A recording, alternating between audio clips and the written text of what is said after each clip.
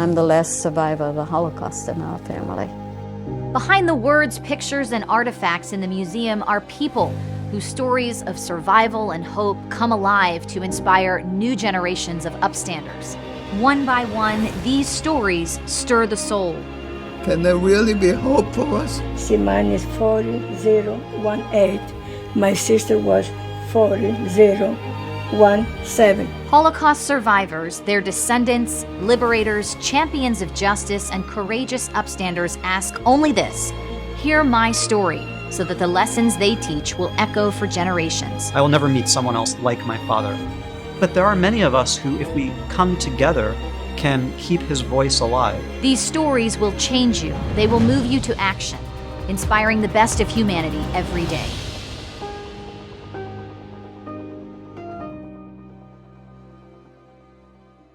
I'm Jackie Congedo. Today's conversation is with Steve and Brad Coppel. Steve's father and Brad's grandfather, Werner, was very special to the community of Holocaust survivors in Cincinnati. At just 19 years old, Werner escaped a death march out of Auschwitz. He emigrated to the United States in 1949, arriving in Cincinnati with, as he always said, a wife, a suitcase, and a baby to start life over. In the 1970s, the Cincinnati Enquirer published a letter to the editor that questioned the legitimacy of the Diary of Anne Frank and the facts of the Holocaust in general. Werner had a decision to make. He chose to speak up and tell his story of survival for the first time publicly. The Holocaust and Humanities Center's Trinity Johnson hosts this conversation about Werner's incredible life and legacy. When we arrived in America seeing the Statue of Liberty, we really believed that we are now in a country of brotherly love and had left hate and prejudice behind us when that ship left German soil. Unfortunately, it's not the case. We have hate and prejudice with us today. Just as recently, the last 2-3 days, the news came out, 3 United States soldiers in Fort Bragg killed 2 black people, black couple, just because they were black. I am convinced we in America, we are not immune. I'm not comparing America with Germany, but we still have so much hate and prejudice with us that we be very careful that we don't go on the wrong track somewhere along the line. True, we got the Constitution. True, the Constitution is powerful, but only as powerful as the people who protect it. And historically, America always knew how to fight the enemy from without, but many times doesn't know how to fight the enemy from within. So I would say to every American born in this country here, that as long he or she defends the Constitution and respects human rights for everybody, we're safe. But if it ever fails, or if the American population ever fails to do that, we're in deep troubles. Brad, Steve, thank you so much for joining me today to talk about Werner, who I cannot adequately put words to the person Werner was, just personally, but then also for our community and everything he did to raise awareness on Holocaust education, as well as hate and prejudice. And really, before we get into the way too many questions that I have for both of you, I'm hoping, Steve, would you mind just summarizing Werner's story and his experiences for the audience who maybe has not heard his story? Dad was a typical German boy. The Nazis came to power, and as a typical Jew in Germany, he wasn't allowed to go to parks, he wasn't allowed to go to the zoo, he was kicked out of school. In 1943, he was deported along with a group of youngsters, their Hochschule, it's a youth group. 275 youngsters were all deported to Auschwitz together. 35 of them survived. They held each other up. The death march, which Elie Wiesel writes about in the book Night, Dad is one of 771 people to escape that death march. Met two other guys, walks into the nearby town called Gleiwitz, and the townspeople take one look at him and, they don't want to do anything. They sent the three guys over to a building where there were families that were Mishlinga, where one of the people had converted, and they go there, and one of the women in that house is a nurse, and she nurses my dad back to health, and they eventually got married, and she became my mother. So that in a nutshell is his story. Now that I've worked at the Holocaust and Humanity Center for almost 11 years, Werner was the first person I met at HHC day one. Walked into the office, he was my welcoming committee essentially, and he used to joke that he knew that I was going to be a star when I walked in. So he was my welcoming committee on my first day of work, and we were just the best of friends from then on out.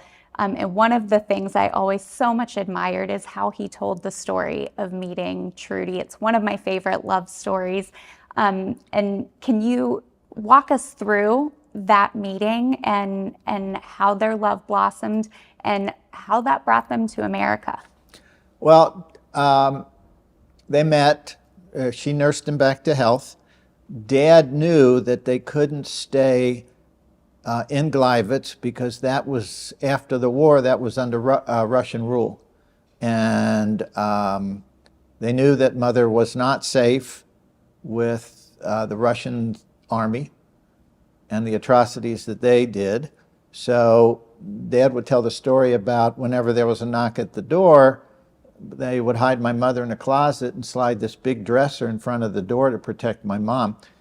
They knew they couldn't stay, so my grandmother and my mother's two brothers also survived, and they, after the war, made their way to Berlin, where Dad registered as a displaced person, but unless you had lived in Berlin, you couldn't stay there. Well, Dad had visited a friend in Berlin and remembered the address, so he gave that address, which Berlin had been mostly bombed and records destroyed, so they found a house with other displaced persons, and they put my mom and Dad and her two brothers and my grandmother in that house. And Dad wanted to get married and had trained to go to Israel, and Mom said, "I'm not going. I'm done fighting. If you want to marry me, you're going to America." And so that was probably one of the first times that Dad did whatever my mom wanted, and there was probably a history of that throughout. But so they came to America, and they wound up in Cincinnati because my grandmother and my two uncles had come here first, and both my uncles were skilled. And so they had got set to Cincinnati, and so my mom, Dad, and my older brother, who was born in Berlin, after the war, all came to Cincinnati. And they arrived through Union Terminal, yes? Walking right through Union Terminal. So Dad did not live long enough to see the museum in Union Terminal, but I know that would have been an incredible memory for him to know that museum is in the Union Terminal. And he often spoke about what it was like to arrive to America. I'm wondering, how did he ever share that experience, that feeling of arriving and what they did? I remember one fond memory about his first purchase in America and what that was. What do you remember about? Well, he would talk about arriving in America, the Statue of Liberty, a special significance for him because he did leave a lot of pain on the blood-soaked earth of Europe and came to Cincinnati, and like any of the survivors, he had to figure out to get jobs, to find a place to live, raise the family, put food on the table, and deal with the emotional trauma and push that back. So there's a story about getting his first paycheck and going to a bank, and he had no idea. He's never set foot in a bank. He had and didn't speak English. And a guy comes up to him and in German says, you look like you could use some help. And there's a picture in the museum of a group of soccer players, my dad, my two uncles, Al Miller, several other German Jewish guys, and this guy wound up being on one of those. In that soccer picture, he was one of the guys playing soccer. So, but the survivors pushed the memories behind in order to really start their lives over. And as difficult as that was, Elie Wiesel has said that, the survivors had to wonder why no one wanted to help them during the war, and after the war, no one wanted to hear their stories. So, Dad was like the typical survivor. He pushed it to the back and worried about today and not yesterday. And part of that, as he would tell the story, my grandfather would, when I was growing up, it really was the Statue of Liberty was the pivot point. So when he got there, it was the realization that he's in a new country now. It's a new future. He didn't want to focus on the past and look backwards. He realized he needed to take care of his wife and son and future son who came later. But that was really the transition point where he said, okay, that Statue of Liberty, he realized he was free. He has passed what had happened to him before. And really it was time to get to work and establish a new life. And I remember him saying he didn't speak any English at all. So I'm sure that transition, as you pointed out, getting a job, providing for a family, learning English. One of the things I remember him saying, he used to go to the movies. Mm-hmm. And that's how he learned English, watching, I believe, Westerns at a movie theater. And that reminds me of really the first thing he bought when he was in America was a bag of oranges. And I just remember the reason why is because he used humor a lot. And I wonder, when you think of Werner's strengths, I always think of humor. We definitely focused on some of his other strengths, highlighting him in the museum. But how did you see Werner's strengths play out in his life, and how did that inspire either of you? My dad had built a business from scratch, started it in the basement of our house, grew this business, and eventually it was moved to a building in Evendale. And the building was a block long. There were several businesses in that building. And on a Rosh Hashanah afternoon, he got the call from his staff that the building was on fire. So we drove over there, and the building was on fire. It had started in a business back behind where my dad's business was, and pretty much everything was destroyed in that entire building. And I remember standing next to Dad, and I said to him, well, what do we do now? And he looks at me and he goes, start all over tomorrow. And that stuck with me from that point on and helped me get through some times. So that inner strength of starting over tomorrow inspired me and has guided me since that day. And I saw a real strength in terms of a commitment to a purpose. So my grandfather was already in his 50s when I was born. He had already started speaking in the community, so I didn't know any different. When I was still young, he retired from his professional career and was able to devote himself fully into speaking. And it really, you could see the strength and the passion he had.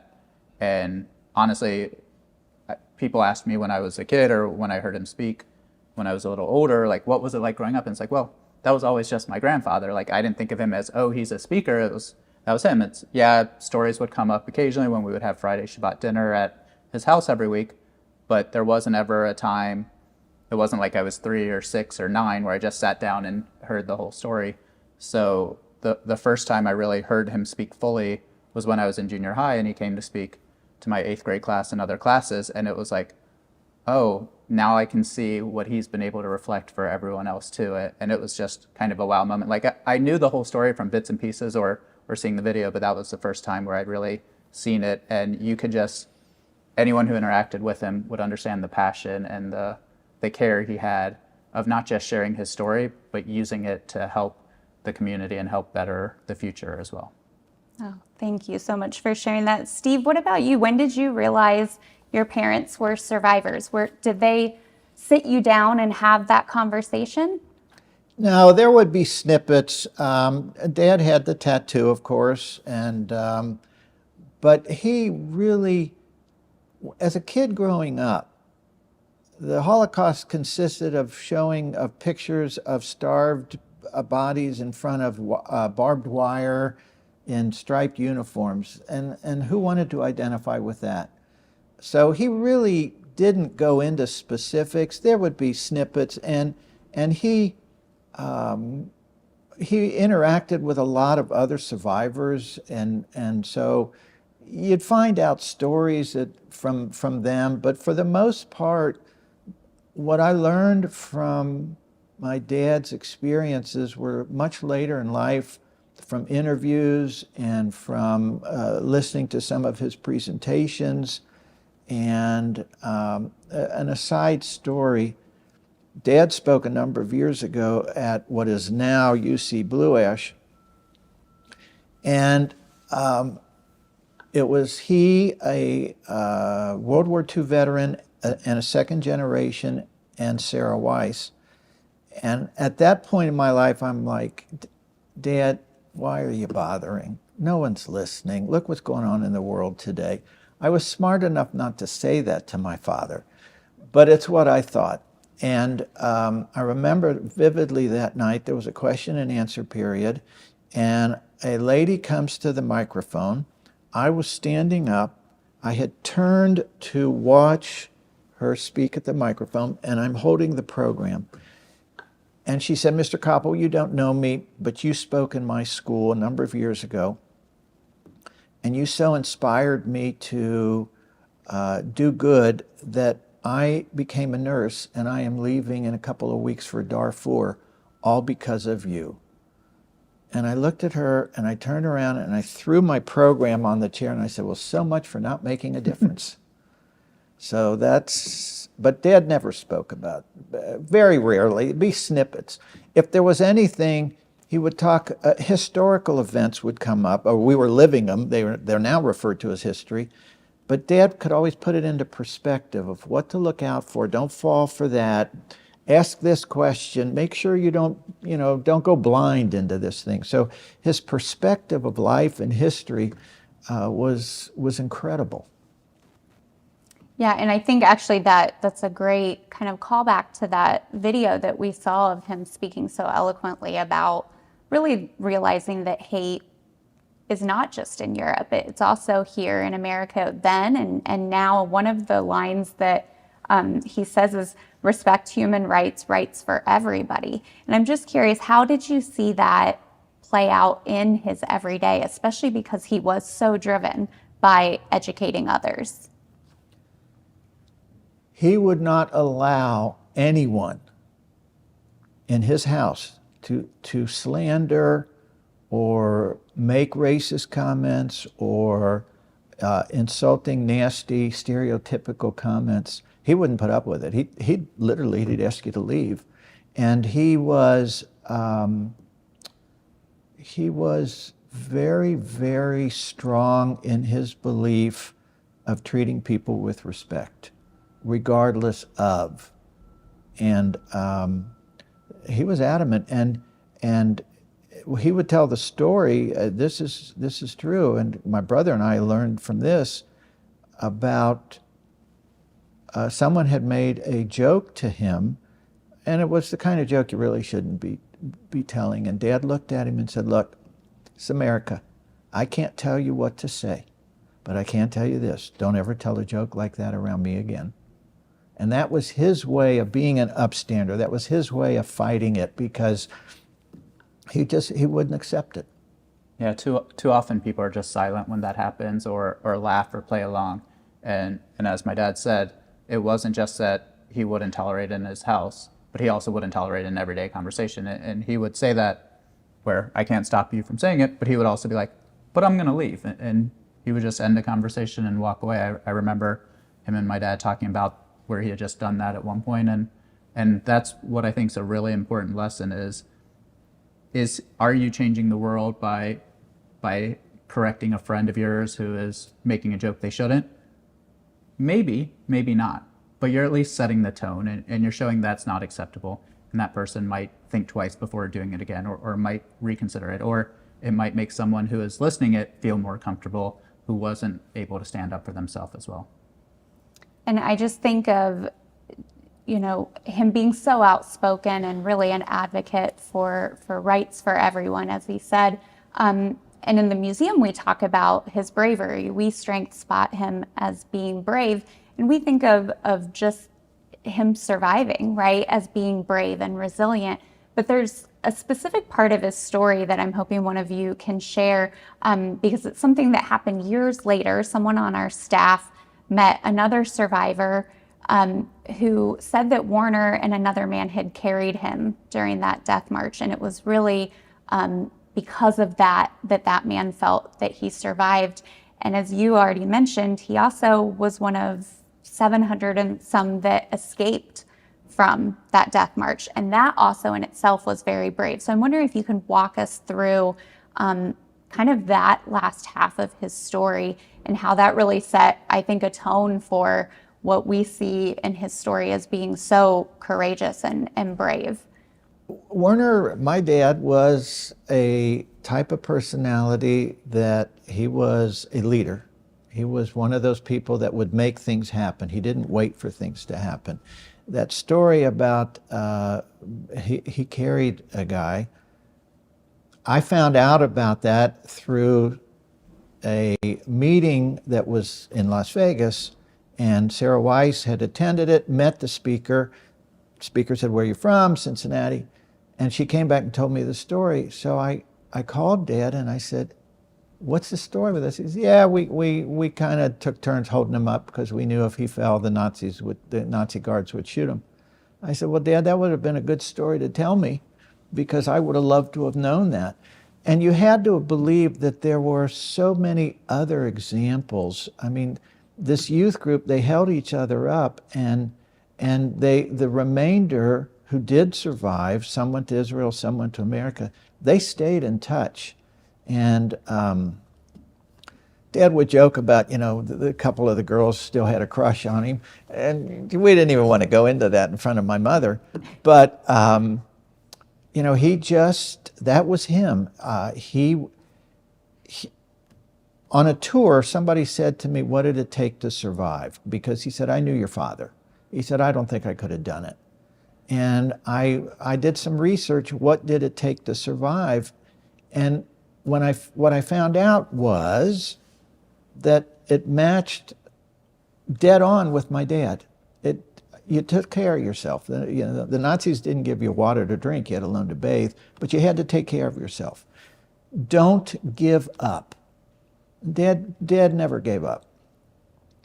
And that drive, that willing to, that is how you fought the Nazis. You didn't give up.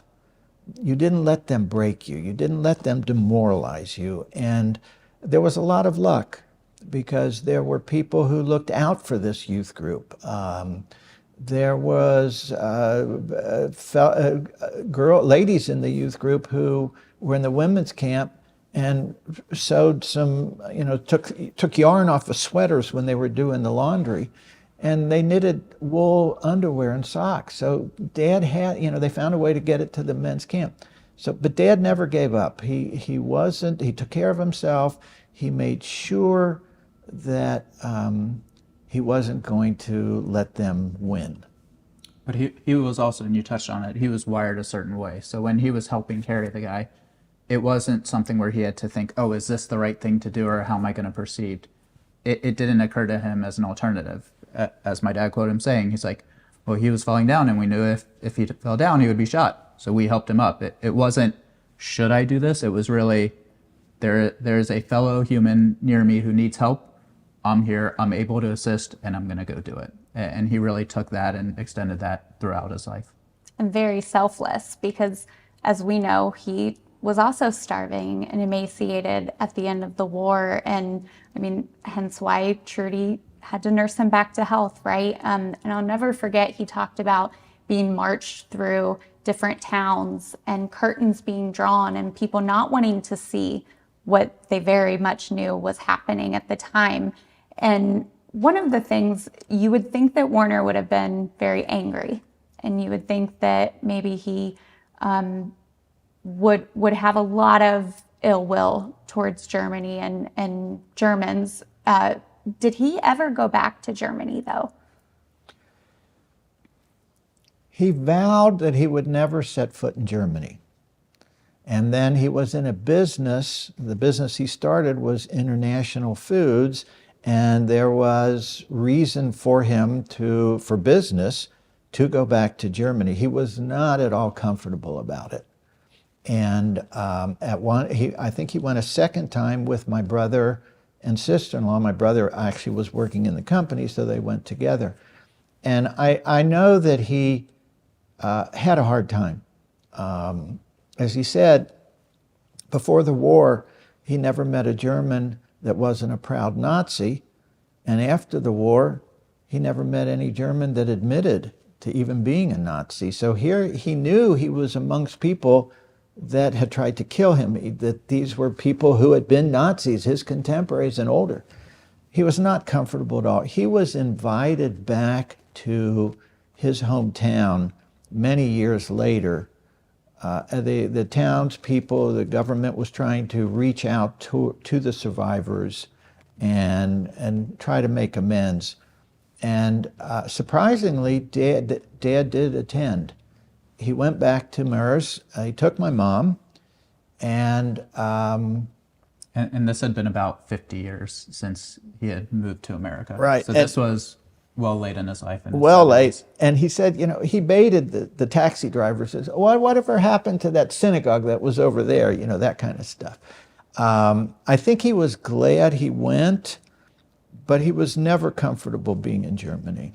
He would have been content. I did offer to him that if he wanted to go back to Auschwitz for some sort of closure, I would go with him.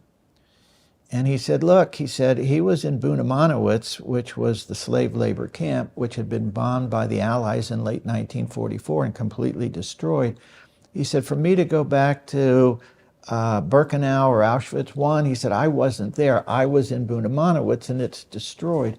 He said, there's no reason for me to go back. And I was very happy to not do that with him, but I would have had he wanted. But he did go back. He was never comfortable. He didn't, to kind of your lead to the question, he wasn't angry or bitter or mad still, but he didn't forget either. And he didn't let it go. And he definitely allowed that to, like he was saying, he's like, I have no interest in going. And then very late in life, said, okay, I'm willing to go back to Germany. But there were a lot of other things where he said, hey, I know their history. I know what it is. They can do something else.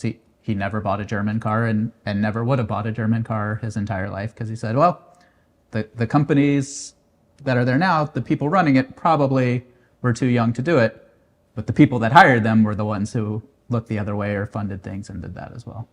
What about your grandmother? What was that trip like for her? I know she didn't speak about her experiences. On the flip side, Werner was very outspoken about it. What about her, and what was that trip like for her? Well, Mom came from an area which was called Upper Silesia, which was what Hitler used as an excuse to go into Poland, and had been German. And then once the World War II was over, that became under Polish rule. So Mom had no desire ever to go back there. I mean, she knew what the communism was. She knew what Russian life was. She knew what Poland had done to the Jews. So she had no desire whatsoever to go back. She was, I don't know that she was necessarily uncomfortable being in Germany, because that was totally foreign to her. The people who had done, but she didn't, she was in a whole nother part. There was a story which happened here in Cincinnati where my mom and dad were at a party, and my mom was sitting on the couch, and there's a woman next to her and her husband on the other side of my mom. Dad is off working the room, as those of us who know him would know he would do. And the woman leans across my mother to her husband and points at my dad and says, I know him, I've seen him, I just don't remember where. And the husband said, well, you probably saw him at the Jewish Center or Bilker's, which was a grocery store at the time. And she said, no, I know I've seen him, I just don't remember where. And my mom, recognizing an accent, said, did you happen to come through this particular displaced person's camp or building? And she goes, that's where I saw him. He's the first person I saw in freedom. He helped me off the truck. From this building, the Jewish Brigade of the British Army, which were Jewish men from then Palestine who fought in the British Army, they would change uniforms at night and would put on a Russian uniform. They drove trucks with a Russian insignia, and they drove into Poland to smuggle out, under communist rule, the Jews who had gone back. And they literally put them in the bottom of the truck and covered them up with hay or whatever in order to smuggle them out. And they would come to this building at night. And my dad would be one of the ones helping the people off the truck. And this lady in Cincinnati, Ohio said, that's the first face I saw in freedom. He helped me off the truck. I've never heard that story. That's absolutely amazing, but not at all surprising, just knowing his personality and how he didn't know a stranger and would help anyone. So thank you for sharing that. That's incredible. One thing that you spoke of the first time you really heard him, when he came and spoke at your school, other than little isolated things here and there was a very real reason why he started sharing his story. At first, he really didn't talk about his experiences, but something changed. And I'm wondering if you would share that story. What was it that made him start sharing his story to the point where we highlight him in our museum as the first Holocaust survivor in Cincinnati to start sharing his experiences, which then only opened it up for other people to feel safe and comfortable to also share their experiences? There was an opinion piece in the Cincinnati Enquirer in the 1970s by a gentleman who said, what is the stuff about the 6 million and the diary of Anne Frank is a fake? Well, this wasn't just an individual. He was actually the head of the German American Citizens League here in Cincinnati. And my father read that, and he was furious. Not only because of the comment, but there was no response. The Jewish community, no one responded. The press who covered the war, no one responded. The soldiers who fought, no one responded. And my dad realized that if he didn't speak up, he would be a bystander, and he couldn't do that. He had to stand up. He had to be an upstander. And he was good friends, or very friendly, with some rabbis and professors and people who were starting to think about something with the Holocaust and teaching it. And they worked with Dad on presentations and how to go about it. Dad was committed to not talking about the atrocities he saw and the pain he felt. He talked about harm and prejudice and hate and how you have to fight it. And so but from that article in the Enquirer, that motivated him to do it. And when he saw the faces of the students that he was talking to, he realized that he had to keep doing this. And the 1970s were a very different time than they are today. So people didn't have the ability to do their own research easily, go on the internet, go on their phone to look up and try to refute this. This was at a time where survivors weren't really talking much about this to their families and their friends, yet alone going out in the public. There was no Holocaust education in schools at that time. So Werner realized if he didn't speak up, there literally might be no one else to refute this. And that's really kind of when he talked about standing up to hate and prejudice. he viewed it as that he could not let that comment go unchecked, and realized not just was it write a letter to the editor of the Inquirer to just say, hey, here's what actually happened, but he needed to make a larger concerted effort to help change the world and make sure that the atrocities weren't forgotten. Well, there was one other part to that, which progressed through the years. Dad would be so angry when he would see references and comparisons to the Holocaust. And that was done even within the Jewish community where, it was just like the Holocaust. And Dad's like, no, there is nothing like the Holocaust. You cannot compare anything to that. And so he fought that as well. He would not stand by. And I have come across some letters to the editor that he had written through the years, where he was fighting those kinds of comments as well. One thing that was really interesting, so the clip that we watched of Werner at the beginning was from his USC Shoah Foundation testimony. And something he also spent a few minutes discussing was your bar mitzvah. And he was so moved and struck by you dedicating your bar mitzvah in memory of his brother. And I'm just wondering, can you share what that meant to you at the time as a young boy, but then also how did your grandfather respond? Do you remember? I know that was a little bit of time ago, Sure. but that was such a special moment for him that he shared about it, right? And he was very moved by that.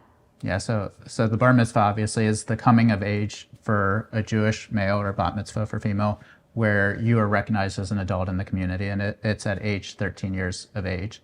And my grandfather had one, but his younger brother was murdered in the Holocaust before he reached that age and never got to have it.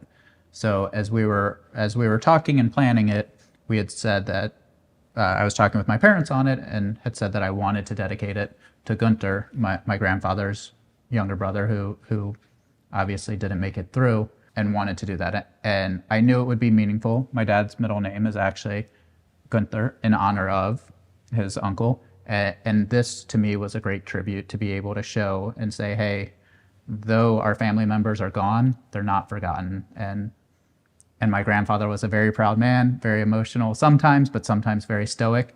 And you could see the emotion in his eyes when we told him, hey, this is what we're doing. And I mentioned it as part of my speech, my sermon, as part of the bar mitzvah, saying it. Oh, and it's dedicated to him. And it was really a touching moment. And you could just visually see how much it meant to him on his face. An interesting aside, and I'm going to get it right this time.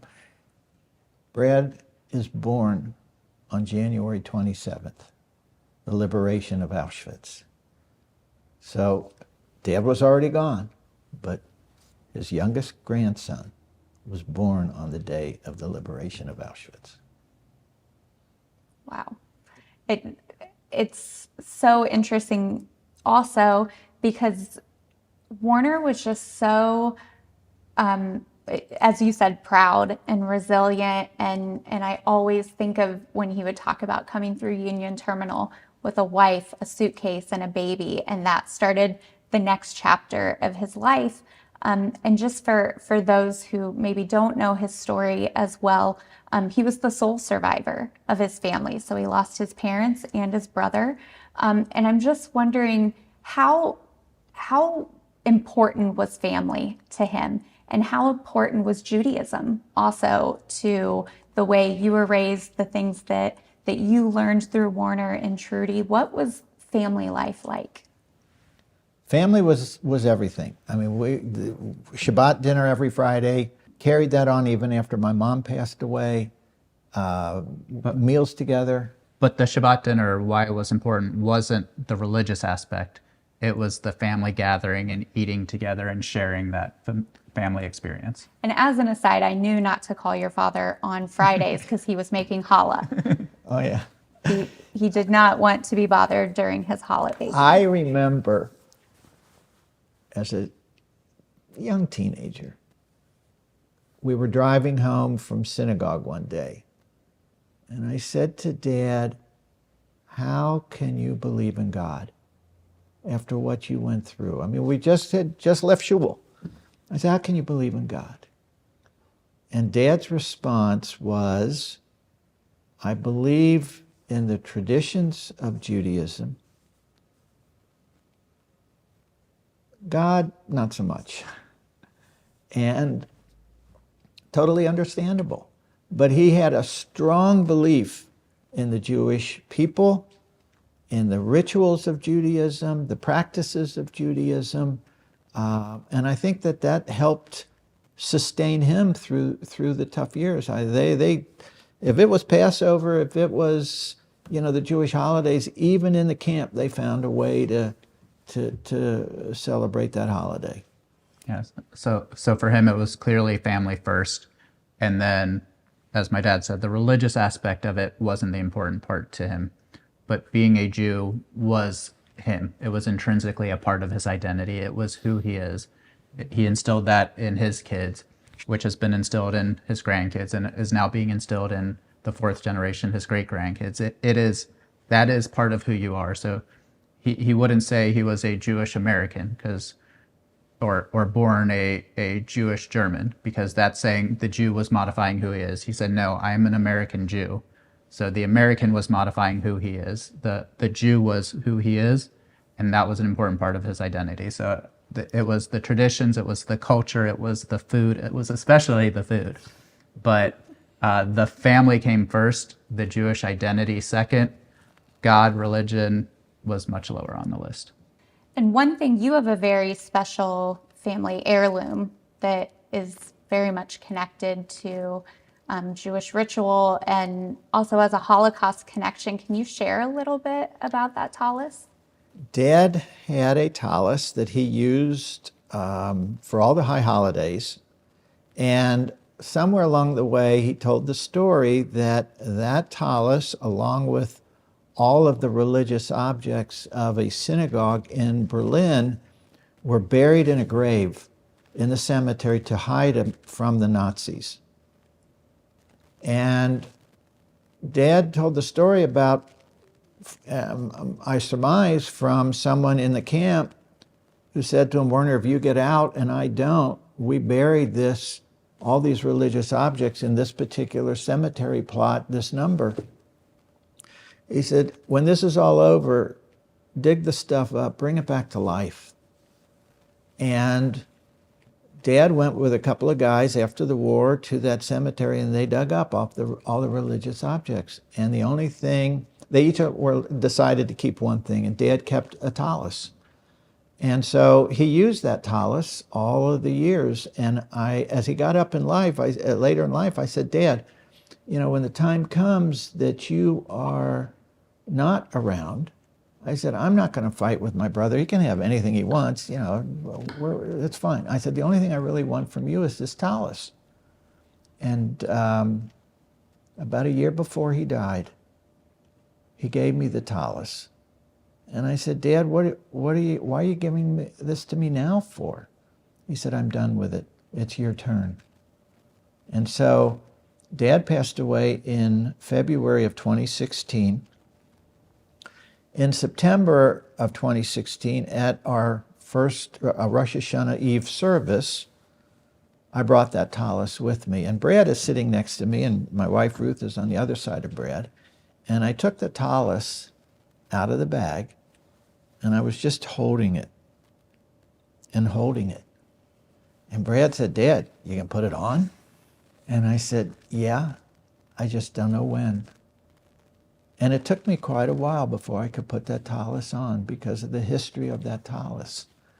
Mom and Dad had done one of the Torah scrolls from Czechoslovakia and donated it, permanent loan, to Temple Sholem here in Cincinnati. And Dad was insistent that Torah not be used. Now, the question is, was it sanctioned as being legitimate or had it been ruined? Dad didn't care about that. The contrast of him not wanting to use that Torah was surprising. the temple would take it out on Kol Nidra, on Yom Kippur Day. And just a couple years ago, in a conversation with the rabbi, Dad had already passed away. She was saying about wanting to use the Torah. And I said, let me talk to my brother. I think I know how I feel about it, but let me confirm with my brother. And I talked to my brother, and he was of the same belief that I am, or I was, which was the philosophy that Dad had, bring it back to life. And so we told the rabbi, feel free, use it anytime you want. Bring that Torah back to life. Don't let it sit in the case. So those two objects mean so much to me. And doing a little bit of a callback, one of the few times the Torah was used, we did actually bring it and use that for my bar mitzvah as well. So when I read my Torah portion around age 13 of age, it was from the Torah that had survived the Holocaust and that my grandparents had brought to America, and so helped instill some life into it as well. Oh my goodness. And that Torah, actually last April, there was a religious gathering of Torah scrolls from around this tri-state area up, and it was up in Cleveland. And Temple Sholem allowed me the honor of taking that Torah up to Cleveland for that service, along with a few of their congregants. And I drove it up, I carried it that day, and then brought it back. And that was one of those life's events that you can't even put into words. It was such a meaningful thing to carry that Torah and know that it was still here today. So beautiful, bringing that back to life. And also the door that opens to talk about the history and just how significant that Torah is, and how significant it is to still be able to practice Judaism, right? And that Judaism is still here. We have survived. One of the things, Steve, you're on our Speakers Bureau, you're a volunteer docent, you're also on our board of trustees, and so you interact with this history constantly, even in your personal time too as well. What fuels you? The look in the eyes of the children that I get to speak to, because they're almost like a sponge. They listen. They grasp what I'm saying. Adults so often have preconceived experiences and notions, and sometimes I think I get through to them, sometimes I don't. But the children, the students that I speak to, I really am driven because I want them to open their eyes. I want them to realize that standing by and doing nothing is not acceptable.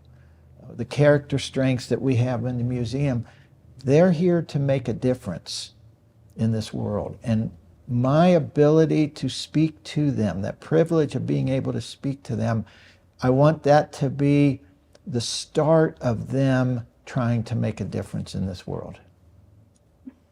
And I would wager that you speak to almost as many students as your father used to, which is just amazing. And we're so appreciative of you continuing to share this history and with whoever, because I know you'll speak to one person, you'll speak to 400 people. So thank you for that. And Brad, recently, as of 2022, we were both part of a trip called Honeymoon Israel, and we went to Israel. And so it's a seg from Steve and the work he does in sharing a story. You had a very moving moment on that trip when we were all on our way to Yad Vashem, and you took the microphone on the bus and shared Werner's story, I believe, for the first time sharing it. Can you talk to us about that experience and how did that feel, and what did that mean for you to be sharing that in Israel on your way to Yad Vashem? Yeah, so it was extremely meaningful. So I know you know this, for those listening, the people in attendance were couples in their 20s or 30s. All of them had at least one Jewish partner, but the spouse or partner or other weren't necessarily both Jewish. So We were going to Yad Vashem, and they asked if anyone had any personal connections to the Holocaust. Yad Vashem is the Holocaust Museum in Israel, and it's wonderfully done. If anyone ever has the chance to go to, highly recommend it.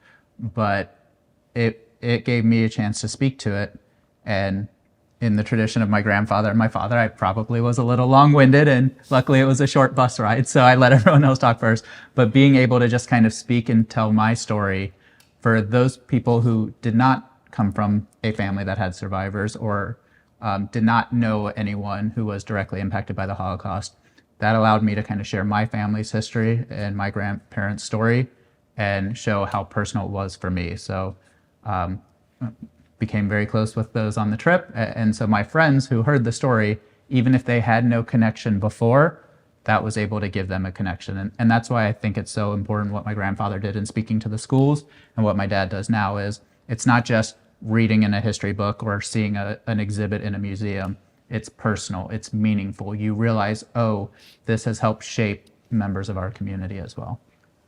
Yes, and it was a very moving moment as someone who saw your grandfather speak and how he spoke of his story, seeing Steve, how he speaks and shares the story, and then to see you was just this really incredible moment, just to see how that history is continuing to live on. And you already mentioned a fourth generation Coppel, so Yes. your son Xander, how old is he now? He is almost 6 months. Almost 6 months, so a little early, but I'm curious how you hope to share this family history and this family story with him, being it seems like it has been a very big part of your life and the way you were raised and even your outlook on the world today. It has. And similar to what was instilled in me is I want him, and my wife and I have talked about it, and she is fully supportive of it. She is not Jewish. She was raised Catholic, and but when we talked and we were first dating and talked about, hey, we have some seriousness here and we might have kids. Do you want to have kids one day? We both said yes. And we said, okay, well, would we raise them Catholic? Would we raise them Jewish? How would we handle it? And I told her, I was like, being Jewish and being a Jew is such an important part of who I am and who my identity is. And a lot of it harkens back to the experiences of my grandfather and going through the Holocaust, surviving, persevering, telling his story, and sharing that. It was very important for me. Even though I don't attend temple regularly, I am still a very proud Jew.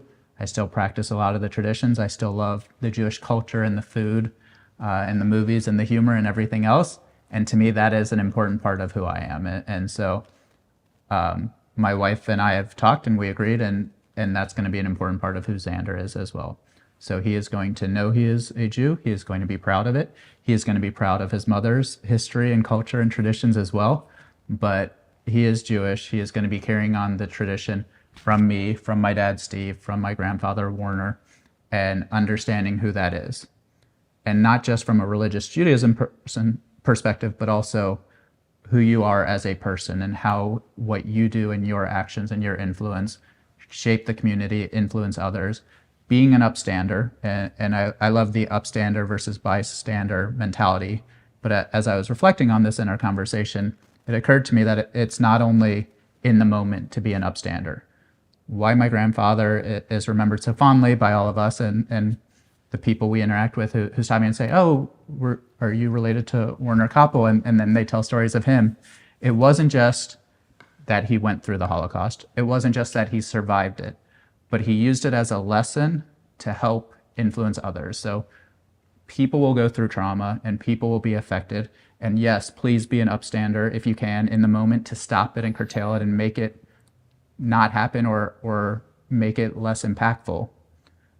But even after the fact, like, use that as a lesson, use that as something that you can take and say, okay, 10% of life is what happened to me, but the 90% is how you react afterwards.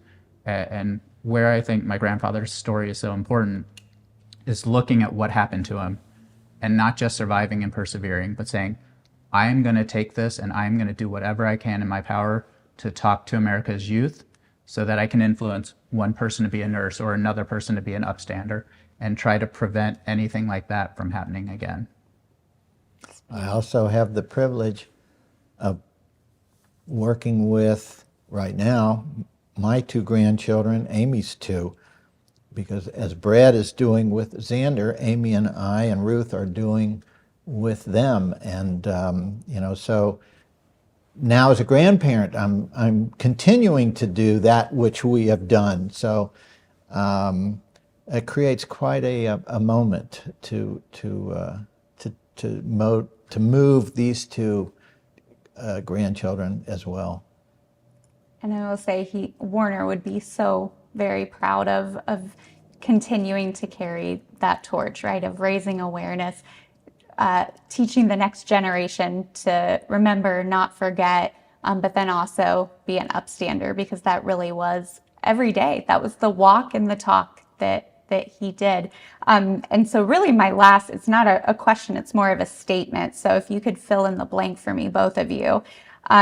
When people hear my family story, I want them to remember. Brad, do you want to go first on that? I want them to remember they have a choice. So whether it's a choice in the moment or it's after the fact, but even if you're a victim, you don't have to be victimized. You can stand up. Even if you're observing, you can be an upstander. You don't have to be a bystander. And so hearing the story, hopefully people can see I can make a difference and I can have a lasting impact as well. Thank you. I probably would go back to a musical / play from many, many years ago, Man of La Mancha. And in the song, be willing to march into hell for a heavenly cause.